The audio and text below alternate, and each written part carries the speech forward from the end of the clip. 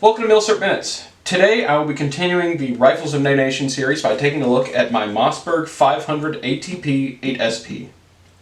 So many of you are likely, if you live in the United States, are familiar with the Mossberg 500. It's one of the more common pump shotguns, and if you go to just about any firearms retailer, you can probably find some derivative of this shotgun sitting on the shelf. We're not here to discuss that today. We're here to discuss the service life of this particular shotgun.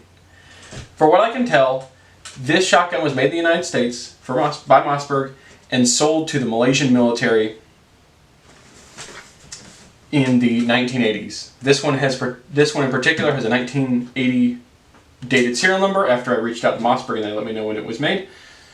I've seen other ones that were made through the late 70s. As far as I can tell, this shotgun served in the Malaysian military for one main reason, and that being when I got this shotgun and had a whole bunch of red paint right here on the handguard.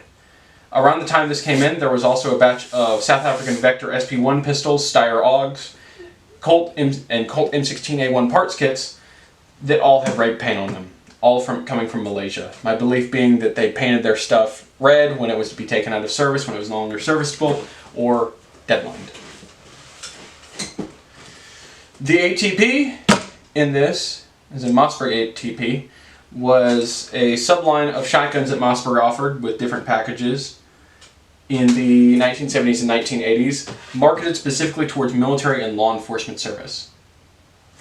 This one, being the 8SP, had a tube that would hold 7 2 3/4 inch shells, one in the chamber, and it has a 3-inch cut chamber. I don't know how many 3-inch shells it will hold in the magazine tube. I don't have any on hand right now. These were trialed by the US military, however, none were adopted. Mossberg would get it later with the Mossberg 590, which is pretty ubiquitous now in the US military. At the time, the United States military retained all of their old trench guns that were still in service, as well as the 870s that they had bought. These were imported in early 2020. They were available through Centerfire Systems and from my friend Andrew Austin at Victory Arms. These came in quite inexpensively, under $300, and at the time of recording this, if you see one for under $5, I say you go for it, and I wouldn't go for one over $5. But they're a neat way to get a combat shotgun, but I'll take you over here and we'll take a closer look at some of the features that make this shotgun different. Another odd thing to note, we're here down at the muzzle of the shotgun, is that these sling loops can actually rotate 360 degrees, so your sling can get twisted up quite easily if you have it slung out and the sling's loosened up. But here's the bayonet lug. You have the knob for the barrel turned down so that it will clear the muzzle ring of the M7 bayonet. Another thing to note is this will only work with the M7 bayonet so far. The M9 bayonet is too big and too bulky to fit on this. So far the only thing that fits is the M7. I haven't tried the new Marine Corps M16 bayonet just because I don't have one. But it's pretty simple and straightforward. It mounts on there, and your shotgun has got a little bit more reach. At this time, there were a reasonably small number of Model 870s that also had this, that were in US military service. Some of those are on the civilian market. Unfortunately, I never got my hands on one of them. Hopefully I do one day, or at least find someone who does. But let's take this thing out, and I'll show you this thing actually in action. So, here I've got my Mossberg Model 500 ATP 8SP. This one was made by Mossberg for a Malaysian military contract. The ATP 8SP, or the ATP specifically, was the first attempt at Mossberg making a shotgun for military contracts, and it's later what will become the 500. But this one does come equipped with a bayonet lug to fit the M7 bayonet for an M16, and it's got wide sling swivels to accept like an M1 Garand or M14 style sling. So let's take a couple shots of it here.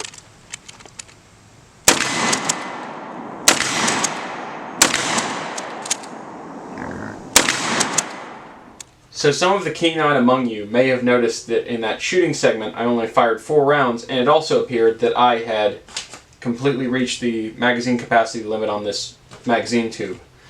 That is not the case. I went and checked it shortly afterwards to make sure there wasn't something up with it. it did still load to 7 rounds in the tube. That was just some weird thing that just happened on the video, and I never noticed it in the moment because I had lost track of how many shells I'd loaded. But aside from that, another thing I noticed that I forgot to mention previously in the video is how to positively identify this shotgun, and that's the Malaysian military property marking on this gun.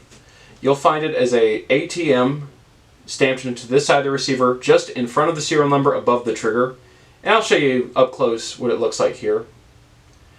And that was stamped on there to delineate Malaysian property. As I said earlier, if you really want to get a military combat shotgun with true provenance of martial service, this is probably the easiest to acquire there is right now.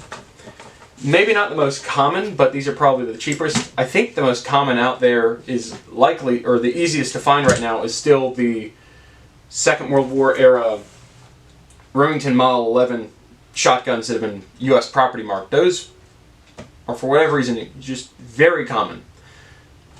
But this has just been a brief overlook of the Mossberg 500 ATP 8SP, which on the surface is just another Mossberg 500 shotgun, but it's got a few extra little details that makes this thing kind of special.